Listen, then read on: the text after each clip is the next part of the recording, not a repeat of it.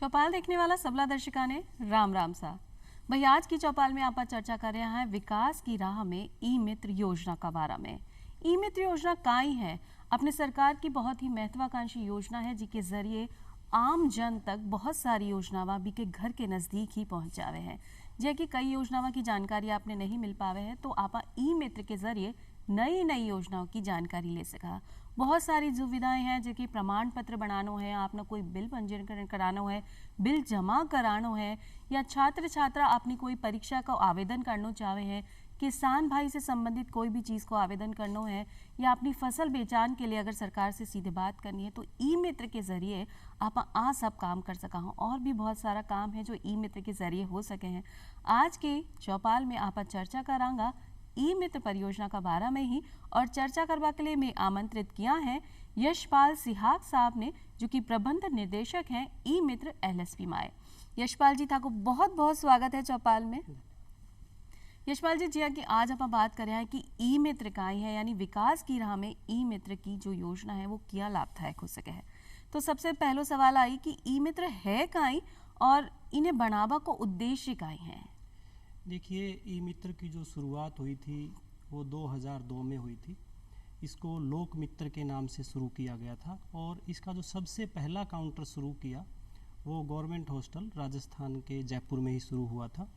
और इसको जो सबसे पहले जाना जाता था कि इसका उपयोग केवल बिजली और पानी के बिल भरने के लिए ही किया जाता है, मगर धीरे धीरे जैसे जैसे समय बीतता गया और इसका नाम लोक मित्र से ई मित्रा हुआ और इसका एरिया इतना बड़ा हो गया कि आज के दिन ई मित्रा में करीबन 500 सरकारी और 200 के करीब गैर सरकारी सर्विसेज का इस्तेमाल किया जाता है जो आम नागरिकों के लिए सेवाएं हैं। जी, तो आम नागरिक ने एक सुविधापूर्ण सेवा देवा के लिए कि आप घर से बाहर जाबा की जरूरत नहीं है, आप ई मित्र तक जाओ यानी लोक मित्र तक जाओ और आपकी सारी सेवाओं आप बैठे ले सका। चाहे आपने बिल जमा कराना है या कोई चीज़ को पंजीकरण कराना है या आपने कोई प्रमाण पत्र भी लेना है तो, और बहुत सारी जैसे एग्ज़ाम की भी प्रिपरेशन अपना जो छात्र छात्रा करें बी को भी पंजीकरण बैठे करा सकें। तो आप बताओ कि ई सब के अलावा और कौन कौन सी सेवा ई मित्र के जरिए एक आम व्यक्ति ने मिल सके है। देखिए, ई मित्र के द्वारा सबसे अच्छी बात तो ये है कि किसी भी नागरिक को किसी सरकारी ऑफिस के चक्कर नहीं लगाने पड़ते। हर गली मोहल्ले गांव में ई मित्रा आज के दिन है और करीबन 80,000 से ज़्यादा ई मित्र आज पूरे राजस्थान में कार्यरत हैं।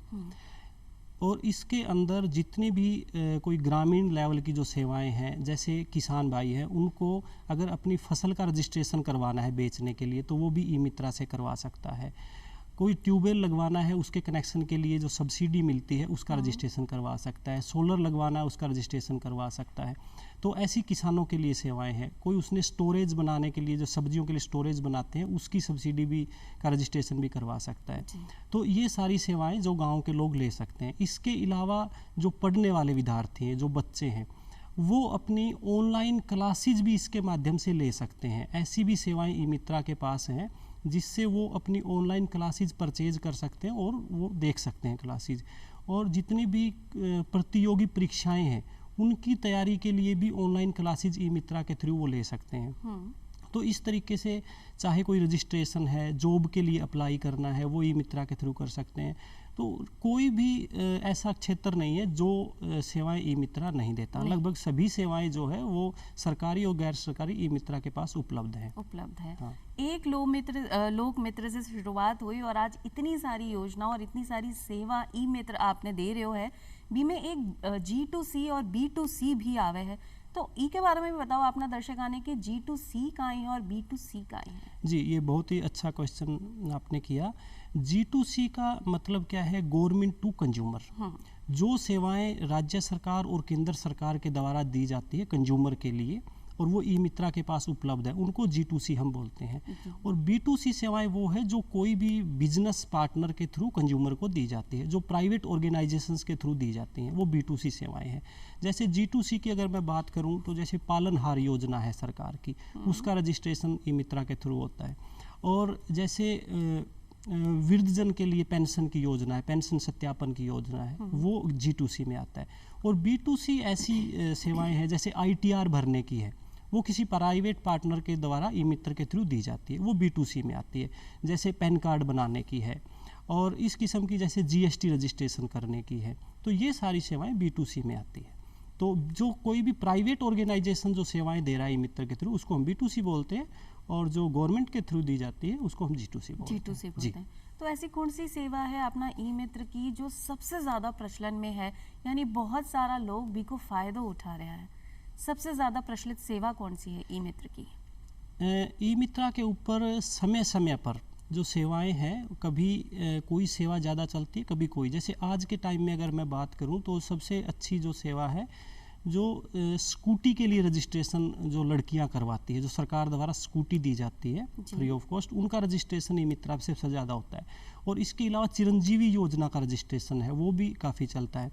और एक वृद्धजन के लिए सत्यापन जो होता है पेंशन के लिए, पेंशन सत्यापन एक ड्यूरेशन रहता है जो 2-3 महीने का ड्यूरेशन है, उसमें जैसे अभी ये चल रहा है पेंशन सत्यापन 30 तारीख तक हमने करवाना है, तो ये सेवा भी अभी सबसे ज़्यादा ई मित्रा के पास अभी जो है चल रही है जी। मतलब समय के हिसाब से सेवा ज़्यादा प्रचलन में आ जावे है कि बीच में चले हो कि भाई आधार कार्ड आपने बनवाना है, तो बहुत सारा लोगों ने आधार कार्ड बनवा, इनमें कोई त्रुटि है तो आप बटे जाकर ई मित्र में जाकर ये भी की त्रुटि भी सही करवा सका।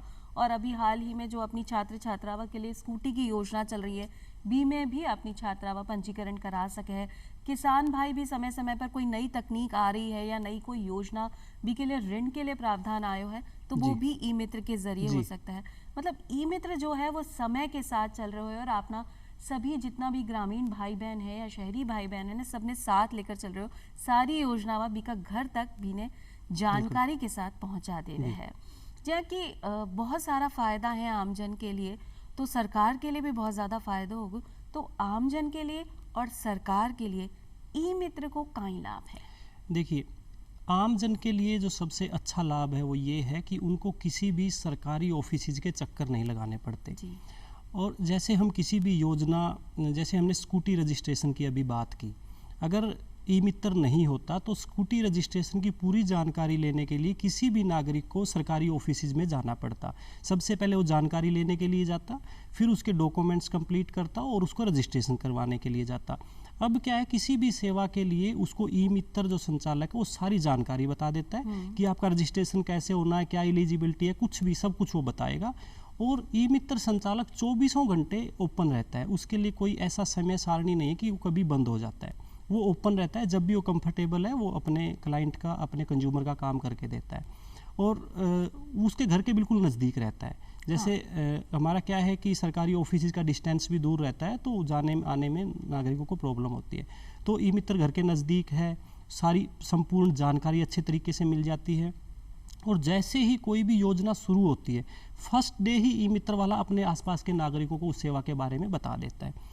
और आसपास के नागरिक जितना अच्छे से ई मित्रा से समझ सकते हैं, उतना सरकारी ऑफिस में नहीं समझ पाते, क्योंकि जो ई मित्र संचालक है उनके एक बीच का ही बच्चा है, उनके आस पड़ोस का ही बच्चा है, उसके साथ वो बड़ा कंफर्टेबल रहते हैं और सारी बातें उनसे शेयर कर लेते हैं। दूसरा क्या है कि ई मित्रा के बाहर एक रेट लिस्ट लगी होती है, जिस पे लिखा रहता है कि इस सर्विस के लिए आपने इतना पैसा देना है। तो उससे क्या है, कहीं पर भी भ्रष्टाचार होने की संभावना नहीं है। वो उतना ही पैसा लेता है ई मित्र वाला जितना वहाँ पे लिखा रहता है। इसके अलावा एक समय सारणी भी रहती है। जैसे सरकारी ऑफिस में कोई जाता है तो जिसका उसमें समयबद्ध तरीके से काम नहीं होता, किसी का 10 दिन में होता है, किसी का 15 दिन में होता है। ई मित्रा के पास अगर आज रजिस्ट्रेशन किया है तो हमारे यहाँ पर सिस्टम ये है कि ई मित्रा के पास जितनी भी रिक्वेस्ट की जाती है वो फर्स्ट इन फर्स्ट आउट के हिसाब से चलती है। जिसने आज रजिस्ट्रेशन करवाया उसका रजिस्ट्रेशन पास पहले नंबर आ रहा है, उसके बाद वाले का दोबारा। तो इससे ये भी बेनिफिट होता है कि आम जन का काम जल्दी हो जाता है और समय सारणी के हिसाब से हो जाता है।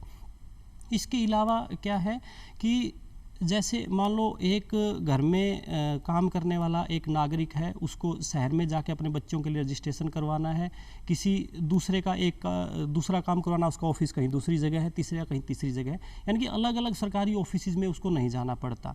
वो एक ई मित्र के पास जा करके सारा काम करवा लेता है। और ई मित्रा के पास जाने के लिए, काम करवाने के लिए कि ज़रूरी नहीं कि किसी समझदार आदमी को जाना है, उस घर का बच्चा भी चला जाएगा तो भी ई मित्रा वाला उसका काम उसी तरीके से करता है, क्योंकि ई मित्रा संचालक है वो भी उनके परिवार का एक सदस्य है। उनके आस पड़ोस का बच्चा है, तो वो उसको बड़ा कंफर्टेबल रहता है। ये आम जन के लिए जो है सुविधाएं हैं। इसके अलावा सरकार का जो बेनिफिट है वो ये है कि 1 महीने में टोटल जो हमारा ई मित्रा नेटवर्क है उसके ऊपर करीबन 80 से 90 लाख ट्रांजैक्शंस होते हैं। 80-90 लाख सेवाओं का जो है लोगों तक पहुंचाई जाती है 1 महीने में ई मित्र नेटवर्क के द्वारा।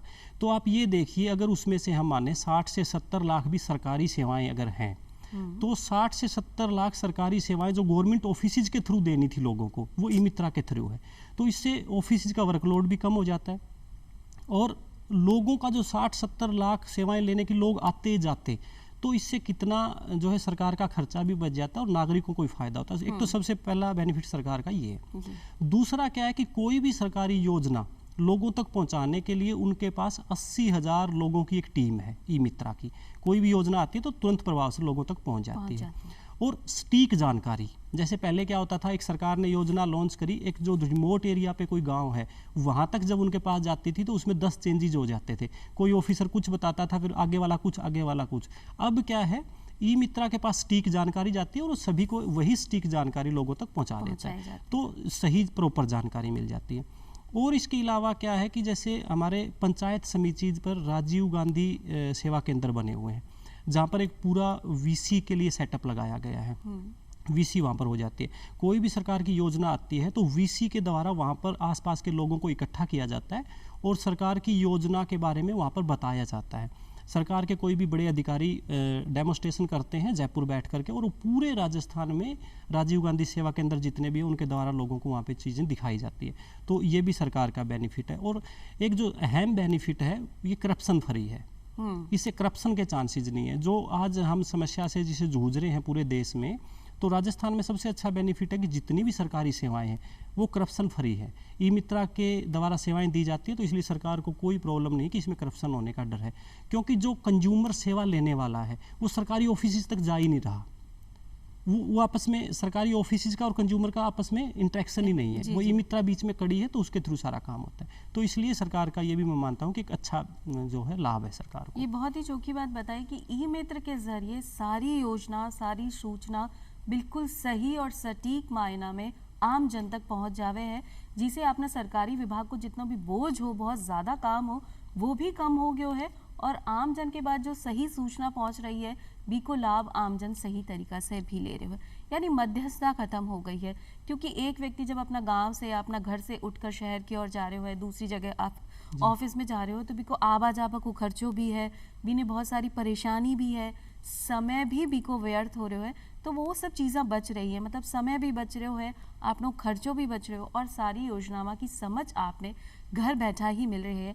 तो भाई विकास की राह में जब ई मित्र की बात आए, तो विकास तो ई तरीके हो कि सारी चीज़ आपने पास है, सारी सूचना आपने पास है, बी को आप सही तरीके से उपयोग करने जाना है। एक बात आवे है कि भाई रोजगार की भी कमी है, लेकिन ई मित्र के जरिए भी स्वरोजगार को बढ़ावा दिया जा रहा है कि अगर कोई एक व्यक्ति रोजगार खोल रहे हो है, ई मित्र खोले है, तो बी के जरिए बहुत सारा लोगों ने योजनावा की जानकारी है और वो भी रोजगार प्राप्त कर सकें।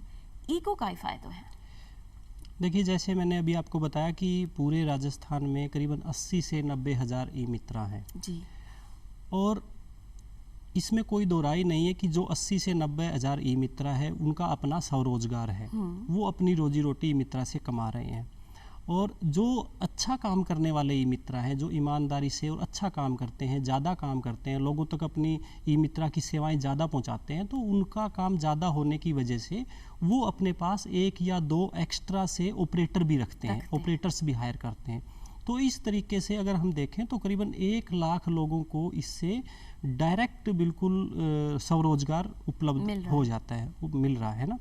और इसके अलावा जैसे इसमें बहुत सारी B2C सेवाओं का मैंने जिक्र भी किया, करीबन 200 ऐसी B2C सेवाएं हैं जो ई मित्रा के माध्यम से लोगों तक पहुंचाई जाती है। तो वो B2C सेवा करने वाले भी हमारे आसपास के ही लोग हैं। जैसे किसी ने पैन कार्ड बनाने की सेवा शुरू करी, किसी ने मनी ट्रांसफ़र की सेवा शुरू की, किसी ने अपना उसके अंदर रिचार्जेज की सेवा की, किसी ने बिल पेमेंट्स की सेवा शुरू की। तो इस किस्म से मैं ये मानता हूँ कि करीबन 1 लाख प्लस लोगों को ई मित्रा के थ्रू डायरेक्ट और इनडायरेक्ट जो है स्वरोजगार मिल रहा है, काम मिल रहा है। और आने वाले समय में जो ये है ये बढ़ता ही जा रहा है।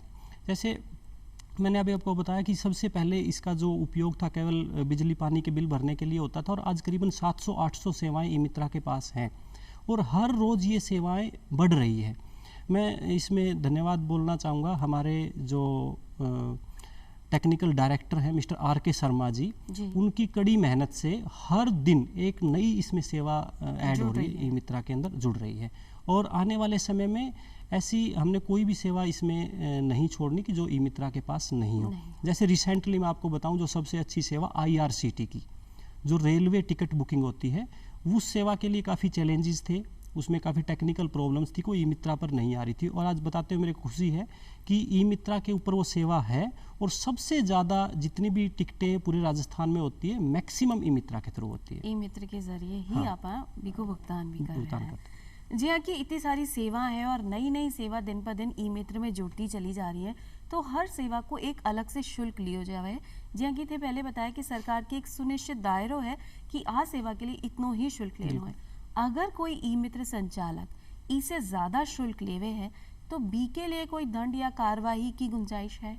जी बिल्कुल, ये बहुत ही अच्छा आपने सवाल किया। इसमें क्या है, हम प्रत्येक ई मित्रा को एक रेट लिस्ट देते हैं, जिस रेट लिस्ट में बाकायदा हर सर्विस के बारे में लिखा रहता है कि कौन सी सर्विस का कितना पैसा लगना है। और ये मैं सभी हमारे आम नागरिकों को और सिटीजन्स को भी ये बताना चाहूँगा कि आप भी जब ई मित्रा के पास जाएं तो सबसे पहले रेट लिस्ट अवश्य देख लें, और रेट लिस्ट से ज़्यादा पैसा किसी भी ई मित्रा को आप मत दें। और हमारे ई मित्रा संचालक भी सभी लोग उस रेट लिस्ट के हिसाब से ही पैसा लेते हैं। फिर भी कुछ ऐसे लोग होते हैं जो कहीं ना कहीं ज़्यादा पैसा ले लेते हैं, उनके ऊपर हमारी बिल्कुल सख्त कार्रवाई होती है और फर्स्ट डे ही उसको ब्लैक लिस्ट कर दिया जाता है ई मित्रा को। उसके द्वारा कभी भी ई मित्रा नहीं चलाया जा सकता, नया ई मित्रा भी नहीं लिया जा सकता, और उसके परिवार में कोई सदस्य भी उसको नहीं चला सकता और उस ई मित्रा का लाभ नहीं उठा सकते। तो वो सबसे पहला दंड उसके लिए ये है कि वो अपना एक स्वरोजगार ख़त्म कर देता है। दूसरा ये है कि वो ब्लैक लिस्ट हो जाता है, उसको DOIT की एक गलत नज़र से हम लोग उसको देखते हैं कि इसने गलत काम किया है। तो इसलिए मैं सभी ई मित्र संचालकों को ये निवेदन भी करना चाहूँगा कि कोई भी आप निर्धारित फीस से ज़्यादा पैसा ना लें, और अगर हम ईमानदारी से काम करते हैं तो सरकार काफ़ी पैसा इसमें दे रही है हर सर्विस के लिए। जैसे पहले जिस सर्विस के 30 रुपये मिलते थे, आज उनके 50 रुपये हमने कर दिए हैं। जिसके पहले 50 रुपये मिलते थे उसके 80 रुपये कर दिए हैं। यानी कि ई मित्र, हमारा उद्देश्य ये है, डिपार्टमेंट ऑफ IT का उद्देश्य यही है कि हर एक ई मित्रा कम से कम 15 से 20 हज़ार रुपये पर मंथ कमाए और अपना स्वरोजगार उससे चलाए। इस दिशा में सरकार हर रोज़ नए काम कर रही है, इसीलिए B2C सर्विसेज का इसमें सम्मिलित किया गया कि ई मित्रा संचालक 15 से 20 हज़ार अपनी इनकम कैसे बना सकता है। तो सभी ई मित्र वालों को ये निवेदन है कि वो ज़्यादा पैसे ना लें, अगर ज़्यादा लेता है तो उसके ऊपर लीगल कार्रवाई भी की जाती है और उसको ब्लैक लिस्ट भी किया जाता है। क्योंकि ई मित्र केंद्र जो है वो एक आम जन की सेवा के लिए रखे हुए है, जो सरकार की सुनिश्चित की गई राशि है वो ही भी लेनी चाहिए। इससे ज़्यादा अगर वो लेगो तो भी के लिए दंड भी है और उनका कार्रवाई भी हो सके कि भविष्य में वो कभी भी ई मित्र को कोई काम नहीं कर सके या भी का परिवार जन ई मित्र नहीं खोल सके हैं। यशपाल जी, जी हाँ, कि आपने अभी बताया कि हर व्यक्ति ई मित्र खोल सके है, तो आग सवाल अभी बहुत सारा दर्शकों के मन में भी है और हमारे भी है कि भाई अगर कोई व्यक्ति ई मित्र को संचालन करना चाहे है तो बी की पात्रता के हो सके है, बी की उम्र के हो सके है और क्या के तरीकों हो सके कि आप अपना घर में ई मित्र खोलें? देखिए, सबसे पहला जो पात्रता है ई मित्र के लिए वो राजस्थान का नागरिक होना चाहिए। उसके पास जन आधार कार्ड होना चाहिए और पैन कार्ड उसके पास होना चाहिए और 10वीं पास कम से कम होना चाहिए। इसके साथ साथ उसके ऊपर कोई भी केस इत्यादि नहीं होना चाहिए, क्योंकि जब हम ई मित्रा के लिए फाइल उसकी लगाते हैं डिपार्टमेंट में तो उसका एक हम पुलिस वेरिफिकेशन भी लेते हैं कि उसके ऊपर कोई भी केस इत्यादि तो नहीं है। तो ये सारी चीज़ें अगर उसके पास है, एक अच्छा इंफ्रास्ट्रक्चर उसके पास है, उसके पास कोई दुकान है या कोई भी अपने घर में जैसे एक स्पेशल कमरा उसने बना रखा है या कोई रेंटेड बिल्डिंग उसके पास है, तो वो ई मित्र का संचालन कर सकता है। वो कंप्यूटर का उसको ज्ञान होना चाहिए और मिलनसार तो वो होना ही चाहिए। जैसे मैंने बताया कि देखिए, कई बार क्या होता है कि कुछ लोग ऐसे होते हैं जो ई मित्र इसलिए संचालन कर लेते हैं कि अपने घर घर के लोगों को सेवाएं देते हैं। तो मैं उनसे निवेदन करना चाहूँगा कि इससे क्या होता है, हमने एक नंबर भी रखा है कि अगर महीने में वो 30 से कम ट्रांजैक्शन करता है महीने में सिर्फ 30 लोगों को ही वो सेवाएं दे पाता है, तो वो ई मित्र बंद हो जाता है, वो नहीं चलता। उससे क्या है कि डिपार्टमेंट को भी नुकसान है, पहले उसकी पूरी फाइल प्रोसेस करनी है, फिर उसको बंद करना है। तो इसलिए सिर्फ वही नागरिक ई मित्रा ले जो लोगों की सेवा करना चाहता है, जो लोगों को सेवाएं देना चाहता है और ई मित्र को स्वरोजगार बनाना चाहता है। इसको एक पार्ट टाइम के हिसाब से बिल्कुल ना सोचा जाए। तो ई मित्र लेने के लिए कोई ज़्यादा चीज़ें रिक्वायरमेंट नहीं है, सिंपल सा है, 10वीं पास है, पैन कार्ड है, आधार कार्ड है, पुलिस वेरिफिकेशन सही है, तो वो ई मित्र ले सकता है। और आपने थोड़ी बहुत जानकारी भी कंप्यूटर की होनी चाहिए जी। और आपको जो ध्येय है वो लोक सेवा को ध्येय होना चाहिए, ना कि अपने परिवारजन की सेवा को, तभी आप ई मित्र खोल सको। और अगर आपने खोल भी लियो है तो अगर आपने लोगों ने सेवा प्रदान नहीं की है तो सरकार की तरफ से आपको ई मित्र बंद भी कर दिया जाएगा। जब आप बहुत सारी सेवा ई मित्र के जरिए ले रहा है, जियां कि आप कभी लोन के लिए यानी ऋण के लिए भी अप्लाई कर दें, या किसान भाई अपनी फसल को बेचान के लिए भी पंजीकरण कराए हैं, छात्र छात्रा अपनी परीक्षा के लिए आवेदन करें, तो कहीं अपन जितनी भी चीज़ें सेवा ले रहे हैं भी को स्टेटस भी पता कर सका कि भाई आपने जो पंजीकरण कराया है कौन सा स्तर पर चल रहे हो है। जी बिल्कुल। जब हम कोई भी रजिस्ट्रेशन करवाते हैं, मान लो कुछ सर्विसेज ऐसी है कि जिनको 10 से 15 दिन लग जाते हैं, अलग अलग डिपार्टमेंट्स में वो प्रोसेस होती है।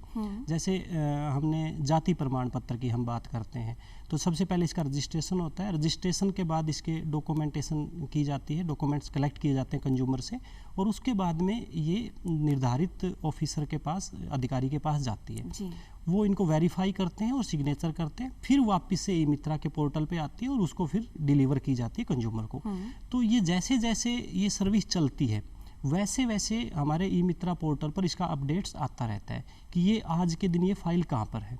और अगर कहीं पर भी प्रॉब्लम आ जाती है, जैसे हमने डॉक्यूमेंट्स अपलोड किए और उसमें कोई करेक्शन है, कमी रह गई, तो अधिकारी वहाँ से नोटिंग डाल देते हैं कि इसमें ये वाला कमी है, इसको पूरा करिए। फिर हमारा ई मित्र संचालक कंज्यूमर से बात करके उसको पूरा करता है और फिर अगले फर्दर स्टेज पे हो जाता है। तो कहने का अभिप्राय कि हर स्टेज पे हमारा कंज्यूमर भी और ई मित्रा भी ये बिल्कुल चेक कर सकता है कि वो एप्लीकेशन कहाँ पर आज के दिन है। बिल्कुल। तो मतलब इसमें देरी हुआ की तो संभावना है ही नहीं, क्योंकि जो फाइल अपनी लगी है वो सीधे सीधे चल रही है और कोई त्रुटि भी में आती है तो वो आपने पतो चल जावे है ई मित्र संचालक का जरिए। जी हाँ, कि आप सब अपने घर से बाहर निकलकर ई मित्र तक जा सका, लेकिन आपने घर में बहुत बड़ा बुजुर्ग भी है जिन्हें बैंकिंग सेवा भी लेनी है या कोई और काम भी नहीं हो सके, भी पेंशन की जानकारी लेनी है कि पेंशन अटक गई, तो कोई ऐसी सेवा भी आप सोच रहे हैं कि अपना घर बैठे बैठे जो ई मित्र की सेवा है वो अपना वृद्धजन या अपना छात्र छात्राओं तक घर तक पहुंच जाए। जी, ये बहुत ही आपने अच्छा सवाल किया है। अभी क्या है, एक इसमें नई सेवा जो है जुड़ी है वो ई मित्रा के जैसी ही है, ई मित्रा से अलग है।